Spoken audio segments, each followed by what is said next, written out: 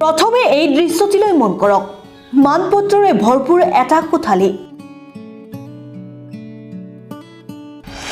দ্বিতীয়টি দৃশ্যলৈ মন কৰক, আলমাৰী ভৰ্তি চিকমিকাই থকা মেডেল। আচলতে এয়া সফলতাৰে আজৰি অনা কিছু ভাল লগা দৃশ্য। এই যুৱতীগৰাকীলৈ মন কৰক, নাম ফাৰ্মিনা বেগম, গাঁও হোজাই জিলাৰ কৰৈগুৰি। যুৱতীগৰাকী বৰ্তমান এগৰাকী অধিবক্তা, কিন্তু তাইৰ জীৱন কাহিনী শুনিলে হয়তো আপুনিও আচৰিত হৈ পৰিব। 100% সংখ্যালঘু অঞ্চলত জন্মগ্ৰহণ কৰা এজনী ছোৱালী অধিবক্তা হোৱা সহজ নাছিল, কিন্তু এই অসম্ভৱ কামকো সম্ভৱ কৰি তুলিলে ফাৰ্মিনা বেগমে। ফাৰ্মিনা বেগমে ৰাস্তাৰে খোজকাঢ়ি যাওঁতে বহুতে অধিবক্তা হোৱাতকৈ বিয়াত বহা ভাল বুলিও পৰামৰ্শ দিছিল। গাঁৱৰ ছোৱালী ইমান শিক্ষিত হৈ কিনো লাভ নাই বুলি বহুতে তুচ্ছ তাচ্ছিল্য কৰিছিল, কিন্তু সকলো বাধাক নেওচি আজি সফলতাৰ মুকুট ফাৰ্মিনাৰ মূৰত। আজি ফাৰ্মিনা বেগম আগবাঢ়িছে সংখ্যালঘু দুৰ্ভগীয়া মহিলাসকলৰ হৈ আইনী সেৱা আগবঢ়াবলৈ। যি ফাৰ্মিনাক ছোৱালী বুলি তুচ্ছ তাচ্ছিল্য কৰা হৈছিল, সেই ফাৰ্মিনা বেগম আজি দুৰ্ভগীয়া অসহায় মহিলাসকলৰ কণ্ঠ হৈ থিয় দিছে। সেই ফাৰ্মিনা বেগমে আজি মহিলাসকলৰ সমাজৰ ন্যায়ৰ বাবে সহায় কৰিবলৈ সম্পূৰ্ণ প্ৰস্তুত হৈ উঠিছে। প্ৰথমে ফাৰ্মিনা বেগমৰ লগত হোৱা আমাৰ কিছু বাৰ্তালাপ শুনাই ল'ব বিচাৰিছো। আজিৰ এক বিশেষ বাৰ্তালাপ, আৰু বাৰ্তালাপত মোৰ সৈতে উপস্থিত আছে এগৰাকী যুৱতী। সদ্যহতে তেওঁ LLB কমপ্লিট কৰিছে, অধিবক্তা হৈ আমাৰ মাজলৈ আহিছে। আৰু আপোনালোকে জানি সুখী হ'ব, আৰু যিসকল অভিভাৱক আছে, মুছলমান যিসকল অভিভাৱক আছে, তেওঁলোকৰ বাবে আজি মই ইয়াত আহি উপস্থিত হৈছোঁ এইগৰাকী যুৱতীৰ কাষত। কিয় জানে, আমাৰ অভিভাৱক সংখ্যালঘু এলেকাত ক্লাছ 9-8 পঢ়া শেষ হোৱাৰ লগে লগে যুৱতীসকলক বিয়া দিয়াৰ চিন্তা চৰ্চা কৰা হয়। তেনে এখন অঞ্চলৰ পৰা আজি LLB কমপ্লিট কৰা এগৰাকী যুৱতী এই হোজাই অঞ্চলৰ বাবে আদৰ্শ হৈ উজলি উঠিছে। এই অঞ্চলৰ পৰা, সংখ্যালঘু অঞ্চলৰ পৰা আজি উজলি উঠিবলৈ সক্ষম হৈছে। কি ক'ব, কেনে অনুভৱ আপোনাৰ? ধন্যবাদ। অনুভৱটো খুবেই সুকীয়া আৰু ভাল লাগিছে, কিন্তু মনত কেতিয়াবা দুখো লাগে, কাৰণ বহুখিনি মই কষ্ট পাৰ কৰি মানসিক অশান্তিৰ মাজেৰে, আচলতে ক'বলৈ গ'লে বহু মানসিক অশান্তিৰ মাজেৰেও মই আজি এইখিনিত আহি মই আজি হাঁহিবলৈ সক্ষম হৈছোঁ। সঁচাকৈ বহুত ভাল লাগিছে। তাৰ বাবে আল্লাহৰ ওচৰত মই কৃতজ্ঞ। মোৰ মাক দেউতাকৰ ওচৰতো মই কৃতজ্ঞ, তেওঁলোকে মোক আজি এইখিনি পোৱালেগৈ। আৰু মোৰ শুভাকাংক্ষীসকল, যিসকলৰ প্ৰেৰণাই আজি মোক এইখিনি আনি থিয় কৰালে আপোনালোকৰ আগত আজি মই। মোৰ বিষয়বস্তুটো আছিল বেলেগ, কিন্তু হঠাৎ তেওঁ ইয়ালৈ মাজত এটা প্ৰশ্ন উদয় হৈছে, মানসিক কষ্টৰ মাজেৰে কিয়? আপুনি এগৰাকী যুৱতী, সংখ্যালঘু অঞ্চলৰ এগৰাকী যুৱতী, আজি LLB কমপ্লিট কৰিছে, কিন্তু মানসিকভাৱে আপুনি কিয় ভাগি পৰিছিল? মানসিকভাৱে ভাগি পৰা নাই। আচলতে কিছুমান সমস্যা আহি দেখা দিছিলে, যিহেতু মই ছোৱালী আৰু মই অলপ ইম'চনেল হয়। কেতিয়াবা কিছুমান কথা বা কিছুমান এনেকুৱা সমস্যা আহি পৰে, যিখিনিৰ কাৰণে মই মানসিক অশান্তি বুলি কৈছোঁ। সেইটো কাৰণে, কাৰণ ছোৱালী, যেতিয়া মানুহে মোক কয় যে তুমি ছোৱালীহে, কেতিয়াবা সামাজিক কিছুমান কাম কাজত আগবাঢ়ি যাওঁ, তেতিয়া বহুত মানুহে কয় তোমাৰ তাতে কি লাভ আছে, তুমি এজনী ছোৱালী, তুমি সেইবিলাক কৰিব নালাগে। বা বহু মানুহে ধৰি লওক, কেতিয়াবা ওচৰ পাজৰ বা সম্বন্ধীয় কিছুমান মানুহে মাক দেউতাককো তেনেকুৱা কোৱা দেখা গৈছে যে ল'ৰাটোকহে পঢ়াব লাগে, ছোৱালীজনী যিমানখিনি পঢ়ালে লওক কিয় পাছ কৰাব লাগে, ছোৱালীজনীক কিয় MA পঢ়িব দিব লাগে। সেইখিনি আচলতে যদিও বিশেষ তেনেকৈ মোক তেওঁলোকে কিবা এটা বেয়াকৈ কোৱা নাই মই ভাবোঁ, কিন্তু সেইখিনিৰ ক্ষেত্ৰত মই বহুখিনি মানসিক অশান্তি পাইছোঁ। দ্বিতীয়টো প্ৰশ্ন অকণমান ছুটি কৰিব, কাৰণ বহুত দীঘল হৈ গৈছে। প্ৰথমটো প্ৰশ্নতে আপুনি সংখ্যালঘু এলেকাৰ পৰা, একেবাৰে সংখ্যালঘু, য'ত 99% সংখ্যালঘু অঞ্চলৰ পৰা প্ৰায় আপুনি 10-15 কিলোমিটাৰ হয় হোজাই, এই কালচোৱাত একেবাৰে সংখ্যালঘু এলেকাৰ পৰা আপুনি যে লিড কৰে, এই পঢ়া শুনাৰ ক্ষেত্ৰত আপুনি কিবা অসুবিধা ফেচ কৰিছিল নেকি? হয়, কৰিছোঁ।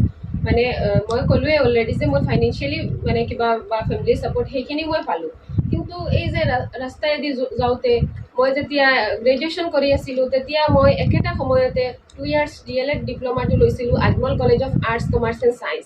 আৰু এটা ভাল ৰিজাল্টো হৈছিলে বহুখিনি কথা শিকিলোঁ আৰু সেইটো একেটা টাইমতে মই লিটিল ফ্লাৱাৰ একাডেমীত মানে পাৰ্ট টাইম এটা টিচিং কৰি আছিলোঁ কাৰণ যিহেতু DLED কৰিবলৈ মানে সেইটো আছিলে মানে যিসকল শিক্ষকে কোনো এখন স্কুলত পঢ়াই আছে তেওঁলোকৰ কাৰণে সেই ট্ৰেইনিংটো আছিলে গতিকে মই একেখিনি টাইমত সেইখিনি কৰি আছিলোঁ লগতে মই আজমল কম্পিউটাৰ চেণ্টাৰত মই কম্পিউটাৰো শিকি আছিলোঁ বহুত কষ্টও হৈছে কিন্তু এইখিনি মানুহে মাজতে কিছুমান মানুহে কৈছিলে যে তুমি ইমানখিনি ডিগ্ৰী লৈ কি কৰিবা বা মোৰ লগৰ কিছুমান দেখা গৈছিলে ক্লাছমেট যিখিনি আছে ল'ৰা তেওঁলোকে কৈছিলে যে তই যদি অকল চব ডিগ্ৰী লৈ লওঁ আমিনো কি কৰিম তেনেকুৱা কথা শুনিছোঁ সেইখিনি ধেমালি হিচাপে লৈছোঁ আচলতে চিৰিয়াছলি লোৱা নাই কিন্তু সেইখিনি কেতিয়াবা মনত আঘাত কৰিছিলে যে এইখিনি মূল সমস্যা আমাৰ সংখ্যালঘু অঞ্চলৰ যিসকল ল'ৰা ছোৱালী আছে বিশেষকৈ যুৱতী আছে তেওঁলোকক উচ্চ শিক্ষাৰে শিক্ষিত কৰিব হ'লে বহুত ডাঙৰ এটা সমস্যাৰ সন্মুখীন হ'বলগীয়া হয় অভিভাৱকসকল অৱশ্য আজিৰ যুগত আজিৰ যদি তাৰিখ আমি হাতত লওঁ তেনেহ'লে তেনে পৰিস্থিতি নাই যিয়ে নহওক আজিতো সফলতা অৰ্জন কৰিছে ধন্যবাদ আজি ইয়াত মই আহি উপস্থিত হৈ দেখিলোঁ মই স্ক্ৰীণত দেখুৱাই দিম যথেষ্ট সংখ্যক ইয়াত মান পত্ৰ হওক বা বহু মেডেলো আছে পুৰস্কাৰ আছে এইখিনি ক'ৰ পৰা কেনেকৈ আজৰি অনা হ'ল পঢ়া শুনাৰ লগতে সৰুৰে পৰা মোৰ মানে এক্সট্ৰা কাৰিকুলাৰ এক্টিভিটিৰ প্ৰতি মোৰ এটা মানে আকৰ্ষণ আছিলে মই খেলা ধূলাতেই হওক বা কেতিয়াবা বক্তৃতা প্ৰদান বা কিবা অনুষ্ঠানৰ এংকৰিং কৰাটো মই সদায় বিচাৰিছিলোঁ আপোনালোকে দেখিবলৈ পাইছে ইতিমধ্যে বহুত পুৰস্কাৰ আছে কিছুমান মানে আগতে মই সংৰক্ষণ কৰি ৰাখিব লাগে সেই বস্তুটো মই মানে লক্ষ্য কৰা নহ'ল সেইকাৰণে বহু বস্তু মোৰ হেৰাই গ'ল কিছুমান মেডেল বা স্কুলত মই একদম সৰুৰে পৰা কুইজ কম্পিটিশ্যন যিটো মানে স্কুলে যিটো পাতিছিলে স্কুল টিমে অৰ্গেনাইজ কৰিছিলে সেইটো মই বহুবাৰ মানে পুৰস্কাৰ পাইছোঁ তাৰপিছতে আছিলে তৰ্ক প্ৰতিযোগিতাত মই বহুবাৰ পুৰস্কৃত হৈছোঁ তাৰপিছতে মই বেষ্ট ডিবেটাৰ এৱাৰ্ডো পাইছোঁ ফাৰ্ষ্ট পজিশ্যনো পাইছোঁ আনকি Mariam Ajmal women's college of arts তাতেও মই ডিবেট কম্পিটিশ্যনত ফাৰ্ষ্ট প্ৰাইজ পাইছিলোঁ শেহতীয়াকৈ মই 2021 আছাম স্কিল ডেভেলপমেণ্ট মিছনৰ আণ্ডাৰত স্কিল ডেভেলপমেণ্টৰ এটা 3 মান্থৰ কোৰ্চ কৰিছিলোঁ তাতে তেওঁলোকে ফেয়াৰৱেলৰ দিনাখন এটা ডিবেট কম্পিটিশ্যন পাতিছিলে তাতে মই ফাৰ্ষ্ট পজিশ্যনো পালোঁ লগতে বেষ্ট ডিবেটাৰো পালোঁ আৰু সেইখিনিত জাজ কৰি মানে সেই আমাৰ ডিবেটৰ জাজ আছিলে হাজি আনফাৰ আলী মহাবিদ্যালয়ৰ ৰাজনীতি বিজ্ঞানৰ প্ৰবক্তা নজৰুল ইছলাম ছাৰ আৰু এসময়ৰ Mariam Ajmal women's college of science and টেকনলজিৰ অধ্যক্ষা শামীম শফিকা বাইদেউ মানে তেখেতসকলে জাজ কৰিছিলে আৰু তেতিয়া মই ফাৰ্ষ্ট পজিশ্যন পালোঁ ডিবেটত আৰু লগতে বেষ্ট ডিবেটাৰো পালোঁ ইয়াৰ লগতে ক'ব লাগিব মই আজমল ল' কলেজত যেতিয়া অধ্যয়নৰত মানে পঢ়ি আছিলোঁ তেতিয়া হোজাই জিলা আইন সেৱা প্ৰাধিকৰণে কেতিয়াবা কিছুমান অনুষ্ঠান আজমল আইন মহাবিদ্যালয়ৰ লগতে সহযোগ কৰিছিলে তেতিয়া মই এক্সটেম্পৰ স্পীচ আছিলে সেইটোত মই পাৰ্টিচিপেট কৰিছিলোঁ আৰু পুৰস্কাৰো পাইছিলোঁ হোজাই জিলা আইন সেৱা প্ৰাধিকৰণৰ ফালৰ পৰা তেনেকৈ আজমল কম্পিউটাৰ চেণ্টাৰৰ 2017 জুলাই 2017 টু জুন 2018 যিটো বেচ আছিলে আজমল কম্পিউটাৰ চেণ্টাৰত অকল কম্পিউটাৰ বিষয়ত নহয় তেওঁলোকে অভাৰঅল পাৰ্চনেলিটিৰ ওপৰত ভিত্তি কৰি প্ৰতি বছৰে 5জন ষ্টুডেণ্টক চিলেক্ট কৰে তাৰ সেই টপ 5ৰ ভিতৰত ময়ো এজন আছিলোঁ আৰু মই প্ৰথম আছিলোঁ আৰু তেওঁলোকে মোক বেষ্ট ষ্টুডেণ্ট এৱাৰ্ডো দিছিলে ধন্যবাদ বহুত দীঘলীয়া হৈ যাব যিগৰাকী ছাত্ৰীয়ে হাজাৰটা সমস্যাৰ সন্মুখীন হৈ আজি সফলতা অৰ্জন কৰিছে সেই যুৱতীগৰাকী আজি কি সামাজিক কামত জড়িত হৈ আছে সামাজিক কাম আচলতে মই একেবাৰে চমুকৈ দিব হয় ছ'চিয়েল ছাইটবিলাক মোৰ ইমান বেছি মানে মই এক্টিভ নহয় ছ'চিয়েল ছাইটবিলাকত বা মই সেইবিলাকৰ ফটো বা বিশেষ পষ্ট মই নিদিওঁ বা আপলোড নকৰোঁ ফটোবিলাক কিন্তু মই কেইবাও বছৰৰ পৰা যোৱা 4-5 বছৰমানৰ পৰা মই কিছুমান কাম কাজ হাতত লৈছোঁ আৰু সেইখিনিৰ মোৰ বিশেষ শক্তি বুলি ক'লে মই অধিবক্তা ৰুহিনা বাৰিছ বাইদেউৰ নামটো ল'ব বিচাৰোঁ কাৰণ হোজাই জিলাত মহিলা যিসকল আছে সমাজকৰ্মী বা সমাজসেৱক বিশেষকৈ পাবলৈ নাই আৰু যিসকল আছে মই বিশেষ কেইজনৰ লগ পোৱা নাই কিন্তু বাইদেউৰ পৰা যিখিনি মই মনোবল পাইছোঁ, যিখিনি শক্তি পাইছোঁ, সাহস পাইছোঁ, সেইখিনি মোক যথেষ্টখিনি কৰিবলৈ মানে সাহস দিলে, অনুপ্ৰেৰণা দিলে। যেনেকুৱা মই যোৱা কেইদিনমানৰ আগত মই দেখিলোঁ আমাৰ ওচৰ পাজৰত এনেকুৱা বহু ল'ৰা ছোৱালী আছে যিসকলে কাপোৰ চাপোৰ নোহোৱাকৈ, গাত একো কাপোৰ চাপোৰ নাই, ৰাস্তাৰ পিনে খোজকাঢ়ি আছে। সেই বস্তুখিনি মই বাইদেউৰ লগতে আলোচনা কৰিলোঁ। তেতিয়া বাইদেৱে প্ৰায় 5,000 পৰা 7,000 মানে কাপোৰ, কিছুমান পিন্ধা কাপোৰ, কিছুমান নতুন কাপোৰৰ ব্যৱস্থা কৰি দিলে। আমি আমাৰ এলেকাটোত মই ডিষ্ট্ৰিবিউশ্যন কৰিলোঁ সেইখিনি। ঠিক তেনেদৰে এই কথাখিনি শুনাৰ লগতে আমাৰ আজমল ল' কলেজৰ কিছুমান ষ্টুডেণ্টে কিন্তু মানে সহায় সহযোগিতা কৰিলে। কাৰণ সেই ফটোবিলাক আপলোড দিয়াটো বেয়া দেখি, কিন্তু মানে সেই মানুহখিনিৰ সহায় সহযোগিতাৰ কাৰণে মই তেওঁলোকৰ মুখখিনি ব্লাৰ কৰি কেতিয়াবা মই হোৱাটছআপ ষ্টেটাছ দিছিলোঁ। তেতিয়া আমাৰ আজমল ল' কলেজৰ ছাত্ৰ জছিম লস্কৰ, ৰেংক পোৱা দেৱজানী দাস, এনেকুৱা কেইজনমান ছাত্ৰ ছাত্ৰীয়ে মানে তেওঁলোকক সহায় সহযোগিতা আগবঢ়ালে। আচ্ছা, এই যি যুৱতীৰ মই ইণ্টাৰভিউ লৈছোঁ, ইণ্টাৰভিউ নহয় বাৰ্তালাপ, আজিৰ বিশেষ বাৰ্তালাপত এই সফলতাৰ আঁৰৰ কোনোবা নহয় কোনোবা ব্যক্তি জড়িত হৈ থাকিব লাগিব। বেকগ্ৰাউণ্ডত কোন আছিল সেইসকল আজি মই তেওঁলোকৰ ফেচটো চিনাকি কৰাই দিব বিচাৰিছোঁ, কোন কোন আছিল? আচলতে আল্লাহৰ কৃপা, আপোনালোক সকলোৰে আচলতে ইয়াত সহায় সহযোগ আছে।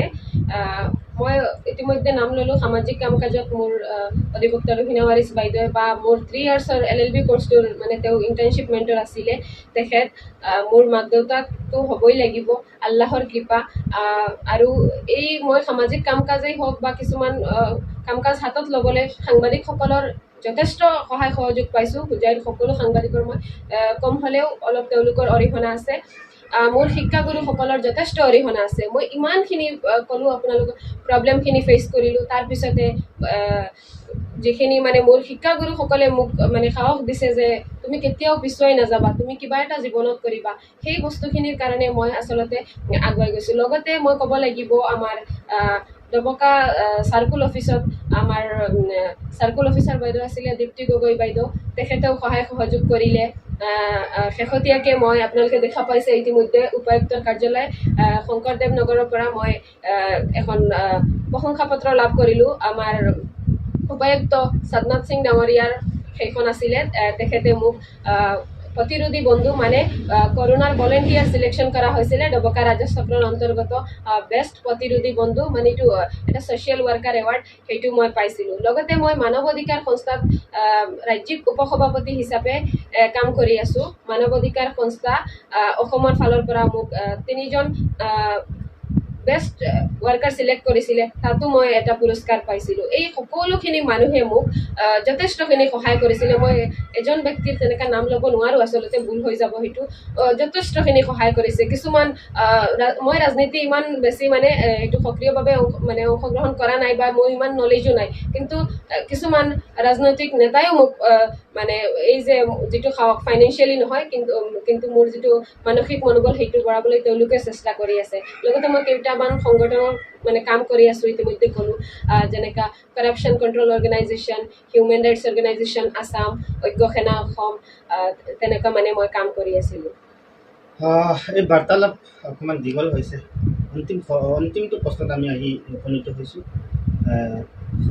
সফলতা অৰ্জন কৰা খুব সমস্যাৰ সন্মুখীন হয়, মানসিক হওক বা কিবাই হওক, সকলো দিশৰ পৰা সংখ্যালঘু এলেকাৰ পৰা এগৰাকী ছোৱালী ইমানখিনি পোৱাটো ইমান সহজ নহয়, আমি গম পাওঁ, আমি ভালকৈ গম পাওঁ। যেতিয়া আমি সৰু আছিলোঁ তো আমাক তেতিয়া কৈছিলে এই ল'ৰাবোৰক মাদ্ৰাছাত স্কুলত দি কি কৰিব, মৌলানা হ'ব। মৌলানা হোৱাও ভাল, মৌলানাসকলৰ ডক্টৰ হৈছে, ইঞ্জিনিয়াৰ হৈছে, প্ৰফেচাৰ হৈছে, IAS IPS হৈছে, চব হৈছে। কিন্তু আমাৰ সেই ধাৰণা আজিৰ পৰা 10 বছৰ আগত আছিলে, 15 বছৰ আগত আছিলে, সেই ধাৰণা আজি নাই। মই এতিয়াও কৈছোঁ সেই ধাৰণাটো আজি নাই, সলনি হ'ল, মানসিকতা যথেষ্ট সলনি হ'ল। সেই ছোৱালীগৰাকীৰ ভৱিষ্যত কল্পনা কি, আগন্তুক ভৱিষ্যত? মই তেওঁলোকৰ কাৰণে এটা কথা ক'ব বিচাৰোঁ, মোৰ যিসকল জুনিয়ৰ আছে, বিশেষকৈ আমাৰ এইটো এলেকাৰ যিসকল ছোৱালী আছে, বহুত মেধাসম্পন্ন ছোৱালী মই দেখা পাওঁ, কিন্তু সেই অনুপাতে তেওঁলোকে আগ নাবাঢ়িলে। বিশেষকৈ তেওঁলোকে কি কৰিলে, ফাৰ্ষ্ট ডিভিজন বা ষ্টাৰ পাই গ'ল, কিন্তু ইয়াতকৈ বিশেষ আগ নাবাঢ়িলে।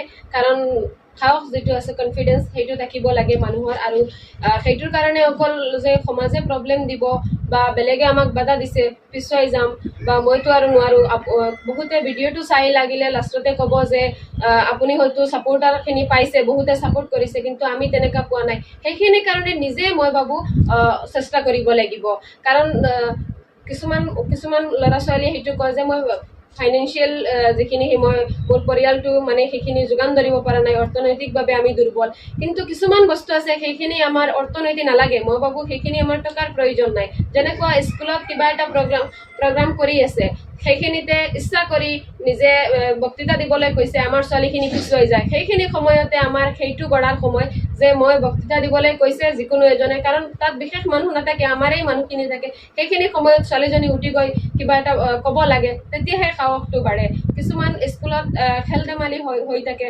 তেতিয়া ছোৱালীবিলাকে কয় আমি 9ৰ ছোৱালী আমি খেলিব নালাগে যিখিনি সম্ভৱ নিজৰ দ্বাৰা সেইখিনি কৰিব লাগে আৰু সেইখিনিৰ পৰা মই ভাবোঁ সেই শক্তিটো জাগ্ৰত হয় আৰু আগন্তুক দিনত সেইবিলাক ছোৱালী আগুৱাই যাওক আৰু মোৰ দৰে নহয় মোতকৈ যথেষ্টখিনি আৰু আগুৱাই যাওক মই যিখিনি প্ৰব্লেম ফেচ কৰিছোঁ সেইখিনি নহওক আৰু মই এই ভিডিঅ'টোৰ জৰিয়তে যিসকলে ফেচবুকত বা ইউটিউবত চাব তেওঁলোকক বা কোনো পেৰেণ্টছে যদি চাই আছে আপোনালোকক সেইটোৱে ক'ম যে আপোনালোকৰ ছোৱালীজনীয়ে যাতে এনেধৰণৰ মানসিক শান্তি ভোগ কৰিব লগা নহয়